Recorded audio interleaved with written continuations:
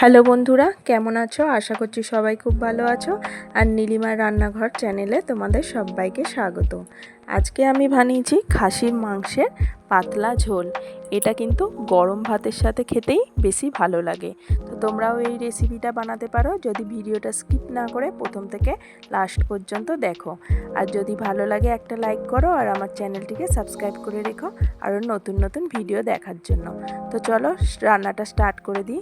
এখানে আমি 1 কেজি পরিমাণ খাসির মাংস নিয়েছি। এটাকে আমি ভালো করে ধুয়ে নিয়েছি। তারপর এর মধ্যে 4টে মিডিয়াম সাইজের পেঁয়াজ, 2টো মিডিয়াম সাইজের টমেটো আর 7 থেকে 8টা কাঁচা লঙ্কা পেস্ট করে নিয়েছিলাম, সেইটা এর মধ্যে দিয়ে দিলাম। এরপর এর মধ্যে আমি দিচ্ছি বড় চামচের 1 চা চামচের মতো আদা বাটা আর দিচ্ছি 1 চা চামচের মতো রসুন বাটা। তারপরে দিচ্ছি ছোট চামচের 2 চা চামচ হলুদ গুঁড়ো আর 2 চা চামচ কাশ্মীরি লঙ্কার গুঁড়ো। এরপর আমি দিচ্ছি 2 চামচের মতো জিরে গুঁড়ো আর 2 চামচের মতো ধনে গুঁড়ো।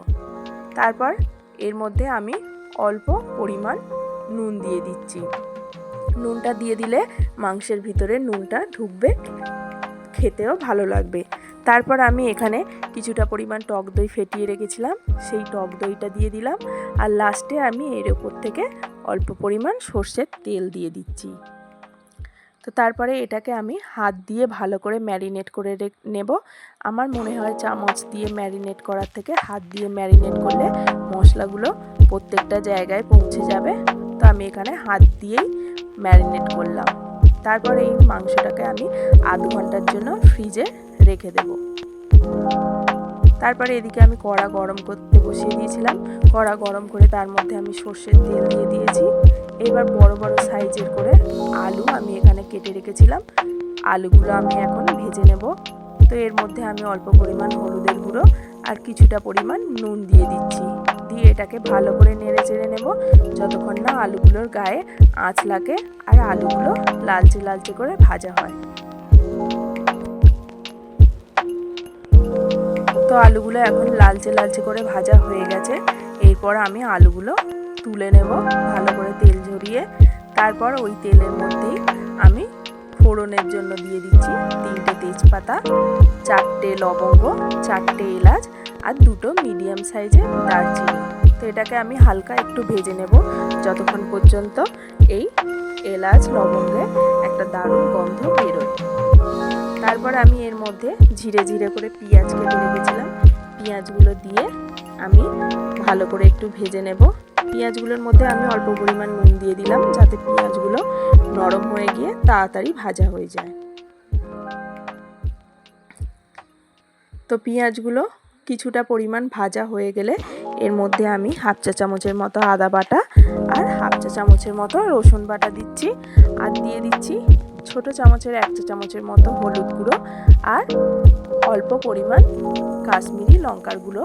আমি এখানে ঝাল লঙ্কাটা মানে গুঁড়ো লাল লঙ্কাটা ইউজ করলাম না, এটা মানে আমি অ্যাভয়েড করেই যাই। কাঁচা লঙ্কাটা আমি বেশি ব্যবহার করি, সেই জন্য আমি এখানে শুধু কালারের জন্য কাশ্মীরি লঙ্কাটা ইউজ করলাম। তোমরা চাইলে গুঁড়ো লঙ্কাটা ইউজ করতে পারো। তারপর আমি আধ ঘন্টার পরে ফ্রিজ থেকে ম্যারিনেট করা মাংসগুলো বার করে নিয়েছিলাম। এখন এই ম্যারিনেট করা মাংসগুলো কড়ার মধ্যে দিয়ে ভালো করে নেড়ে চেড়ে কষিয়ে নেব। আর এর মধ্যে আমি 7 থেকে 8টা আবার কাঁচা লঙ্কা দিয়ে দিচ্ছি। তোমরা তোমাদের স্বাদ অনুযায়ী কিন্তু লঙ্কা দেবে, মানে যে যতটা পরিমাণ ঝাল খেতে পছন্দ করো সে ততটা পরিমাণ এখানে লঙ্কা ইউজ করবে বা গুঁড়ো লঙ্কা তোমরা ইউজ করতে পারো। এরপর আমি এটাকে ভালো করে কষিয়ে নেব যতক্ষণ না এর মধ্যে থেকে তেল ছাড়ে, ততক্ষণ পর্যন্ত আমি ভালো করে কষিয়ে নিচ্ছি। এটাকে কিন্তু আমি 5 থেকে 7 মিনিটের মতো মিডিয়াম ফ্লেমে কষিয়ে নিয়েছি। তারপরে এর মধ্যে 2 চামচের মতো কাসৌরি মেথি আর অল্প সামান্য পরিমাণ গোলমরিচের গুঁড়ো আমি এখানে দিয়ে দিলাম। দিয়ে এটাকে ভালো করে নেড়ে চেড়ে নেব। কাসৌরি মেথি দিলে মানে মাংসের স্বাদটা পুরোই পাল্টে যায়। তো তোমাদের বাড়িতে মানে যাদের আছে তারা এটা দিতে পারো, আর যাদের নেই তারা এটা স্কিপ করে যেতে পারো। তারপর ভেজে রাখা আলুগুলো আমি এর মধ্যে দিয়ে দিচ্ছি। দিয়ে আমি এটাকে ভালো করে নাড়াচাড়া করে নেব যাতে মশলাগুলোর সাথে আলু ভালোভাবে মিশে যায় আর মশলাগুলোর গুণাগুণ আলুর মধ্যে যাতে চলে যায়। এরপর আমি একটু অল্প পরিমাণ চিনি দিচ্ছি, চিনিটাও তোমরা না দিতে পারো, এখানে চিনিটা দিলে একটু ভালো লাগবে, ঝাল মিষ্টি ব্যালেন্সটা ঠিক থাকবে, সেই কারণে আমি এখানে চিনি দিয়ে দিলাম। এরপর দেখো মাংসটা কিন্তু ভালোভাবে কষানো হয়ে গেছে, খুব সুন্দরভাবে তেল ছাড়তে শুরু করে দিয়েছে। তারপরে আমি এটাকে প্রেসার কুকারের মধ্যে দিয়ে 5টা সিটি দিয়ে নেব। তোমরা চাইলে এটা কড়াইয়ের মধ্যেও করতে পারো, তবে কড়াই করলে টাইমটা একটু বেশি লাগবে, প্রেসার কুকারের মধ্যে দিয়ে করাটাই সবথেকে বেটার। তারপরে আমি এর মধ্যে পরিমাণ মতো জল দিয়ে দিচ্ছি, যেহেতু আমি এটা ঝোল বানাবো সেই জন্য জলের পরিমাণটা একটু বেশি দিচ্ছি। জলটা আমি ততটাই দেবো যতটা মাংসগুলো পুরো জলের মধ্যে ডুবে থাকে। তারপর 5টা সিটি দেওয়ার পরে আমি এখানে প্রেসার কুকারের ঢাকনাটা খুলে দেখে নিলাম। তো আমি এখন গ্যাসটা জ্বালিয়ে নিয়ে এটাকে মিডিয়াম ফ্লেমে রেখেছি। তারপরে এর মধ্যে আমি কিছুটা পরিমাণ গরম মশলার গুঁড়ো দিয়ে ভালো করে নাড়াচাড়া করে নেব। আবার এটাকে আমি 1 থেকে 2 মিনিটের মতো ফুটিয়ে নেব। তারপরে দেখো আমি গ্যাস অফ করে দিয়েছি, এখন মাংসের ঝোলটা পুরো রেডি হয়ে গেছে। এরপর আমি এটাকে একটা বোলের মধ্যে নিয়ে ভালো করে সাজিয়ে নেব।